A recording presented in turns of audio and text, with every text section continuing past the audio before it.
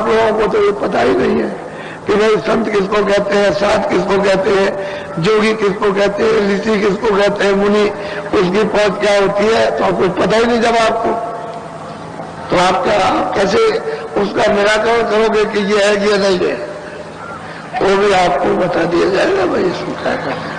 लेकिन कहने का यह है कि अभी तो मैंने आपकी शुरुआत की है, एक स्त्री दूसरी स्त्री टकराएगी, कहेगी महाराज हमारी भी सुन लीजिए, फिर उधर से तीसरे टकराएंगे, क्या जो वो भी पूछेंगे, इसके बाद क्या जरूर आपने जो कृपा की और दया की है, और फिर पहुंचेंगे मुसलमान, कहने लगे आप खुदा बंदे, आप मतलब ये है कि आप ही सब कुछ है जो कहते हैं, तो मेरी एक तरफ सुन लीजिए, वो भी अपना बताएंगे।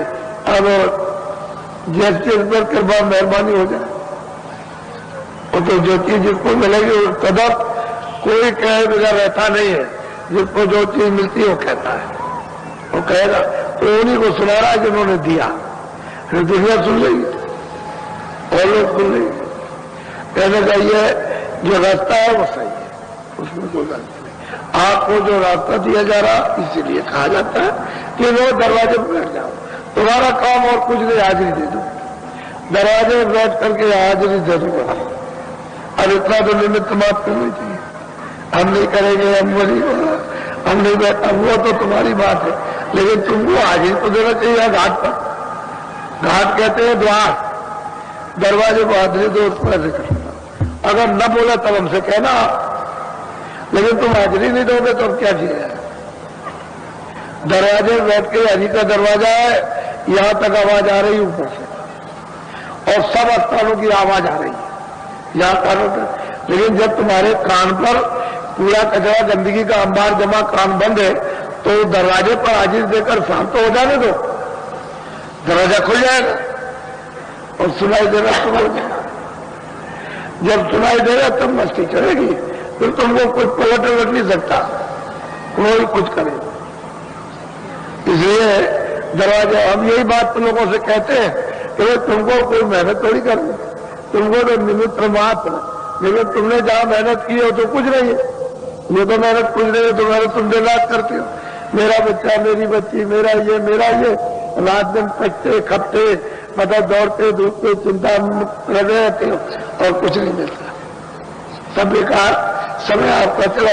और ये तुम्हारे कल्याण के लिए कि तुम दरवाजे पर बैठ के हाजिरी नहीं दे सकते, हरी के दरवाजे और बैठ करके उसको खटखटाओ, इस तरह से देखो बोलता कि नहीं बोलता, और जब खटखटाने लगता तो बोलने लगता। ये जो छोटा स्वरूप दिखाई देता है ये बोलने लगा, तब ये बैठ करके तो ये देखते हो ये कैसे, तो असल में बात का रास्ता सच्चा है, सबके लिए है।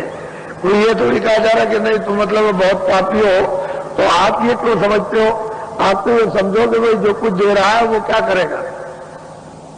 आपको तो उसने नहीं कहा कि तुम पापी, तुम अपनी बात कहो, मैंने बहुत गुनाह किए, मैंने बहुत पाप किया, तुम अपनी कहो, लेकिन वो तो नहीं कहता, वो तो कहता चाहो हम तुम्हारी सफाई करें, तो तुम सफाई करा लो, सीधा रास्ता।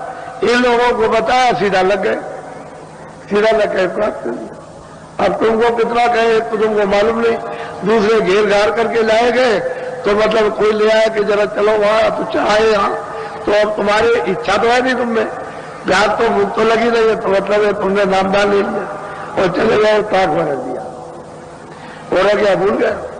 10 बरस के बाद में जब तुमको होश आया तो कह लगे हमने तो नामदान लिया था और अब तो हमारा 10 बरस हो गया, अब क्या, तो तुमने कितनी बड़ी गलती की, 10 बरस में पता नहीं क्या हो जाता। ऐसा ही है, उसकी इच्छा नहीं थी, इच्छा नहीं, जिनको इच्छा होती है वो रात दिन चैन नहीं रहता, वो अपना काम जब तक नहीं बन जाता है तब तक छोड़ते नहीं है, और आपकी इच्छा नहीं, क्योंकि आप अपना काम तो समझते नहीं हो, आप तो इंद्रियों का समझते हो, तो इंद्रिया तेरी है नहीं, इंद्रियों का सामान तेरा नहीं है, और मन भी तेरा नहीं है, बुद्धि भी तेरी नहीं है, ये तो जीवात्मा अकेली है, दुश्मनों में बच गई, वो तो अकेली आई थी, इस बीच में से इनके साथ भी फंसा दिए गए, और पहले तो दोस्ती थी, उसके बाद में फिर दुश्मनी हो गई, क्योंकि इनकी आदत खराब हो गई, इंद्रियों की आदत खराब, मन ऊपर बैठ गया दरवाजों पर, उसका रथ लेने लगा, उसकी हालत खराब हो गई और जीवात्मा की इनकी सबकी दुश्मनी हो गई। तो अकेली कुछ कर नहीं सकती, इनको साथ ले ले। तभी तो कहते हैं कि मन बुद्धि चित्त है, थोड़ा रोक करके कानों के साथ आंख के साथ लगाओ तो जल्दी से काम हो जाए, तो तुम्हारा हार जाता है। वो हमको मालूम है, यहां बैठे हो पापड़ घर में पूछ रहा पापड़। वो गए थे नानक जी महाराज वहां मक्का में, तो वहां बहुत भीड़ थी, कह लो तो वहां रहे, उधर तो लेटे हुए थे दूर, तो खुदा के घर की तरफ पैर किए हुए थे।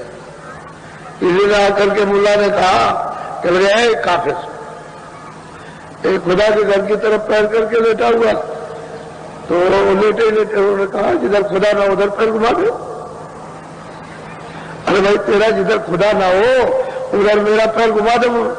तो उसने पकड़ के पैर इधर कर दिया, तो कावा इधर चला गया। अब उसको उधर दिखाई दे रहा कावा उधर, फिर गुस्सा लगी उसको, उसने इधर घुमा दिया तो कावा इधर घूम गया, इधर से फिर वो उसका इधर घुमाया तो फिर कावा इधर चला गया, घूम गया। वो जिधर उसके पैर जाए उधर कावा जाए। फिर उसने सीधा कर दिया तो कावा फिर सीधे आ गया।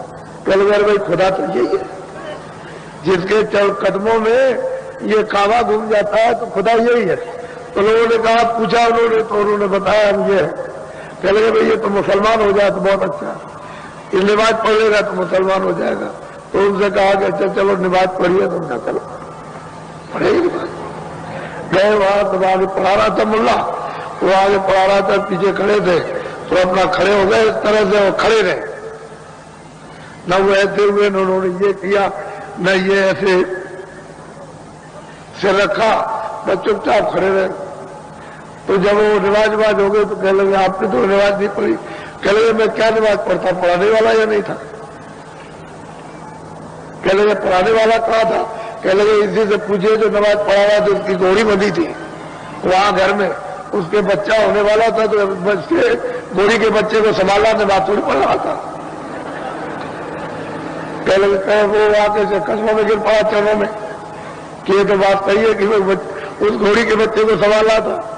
तो कहने का मतलब यह है कि महापुरुष उनको कौन जानता था? ऐसे मुसलमानों ने फकीरों को नहीं पहचाना, फकीर भी पूरे गए।